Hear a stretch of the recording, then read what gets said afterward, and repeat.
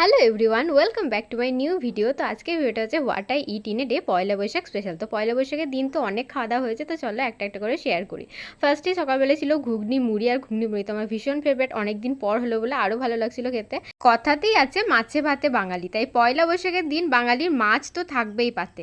আর এখন আমি স্নান টান করে ফ্রেশ হয়ে নতুন জামা পরে বসে পড়েছি আজকে লাঞ্চ করতে। আজকে লাঞ্চে তো অনেক কিছু আইটেম আছে, মাছের আইটেমই বেশি আছে। তো লালতের শাক ছিল, তার সঙ্গে ছিল চিংড়ি মাছের কারি, তারপরে মাছের তেল ভাজা পেঁয়াজ আর লঙ্কা দিয়ে। এটা খেতে তো আমার জাস্ট দারুণ লাগে, প্রত্যেকটা ভিডিওতেই আমি বলি। তার সঙ্গে ছিল কাসৌরি মেথি দিয়ে মাছের ঝোল, টমেটোর চাটনি, আর লাস্টে ছিল পুঁটি মাছের টক। পুঁটি মাছের টকও খেতে আমার দারুণ লাগে, সেজন্য ওটাও একটুখানি নিয়ে নিয়েছি চাটনির সঙ্গে সঙ্গে।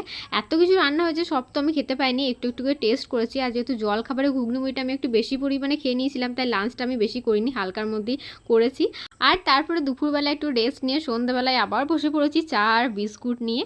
আর তার সঙ্গে সিঙ্গারাও খেয়েছিলাম। ভাই যেহেতু পয়লা বৈশাখের দিন মামার সঙ্গে মামার বাড়ি গিয়েছিল, মামার বাড়ি তো অন্য জায়গায়, তোমরা জানো আশা করছি। তো সেই জন্য ও তো সারাদিন ছিল না, আর ও এসে আমাকে এইভাবে প্রণাম করছে, কারণ আজকে পয়লা বৈশাখ নতুন বছর, তাই ও সবাইকে প্রণাম করেছে। আর মামা আমাদের জন্য নিয়ে এসেছিলো সিঙ্গারা, তো সিঙ্গারাটাও একটা খেয়ে নিয়েছি। আর তার সঙ্গে মিষ্টি তো পয়লা বৈশাখের দিন খেতেই হবে, দিদা আমাদের জন্য পাঠিয়ে দিয়েছিল অনেক রকমের মিষ্টি। আমি এই সোনপাপড়ি আর কালো জামটা খেয়েছি।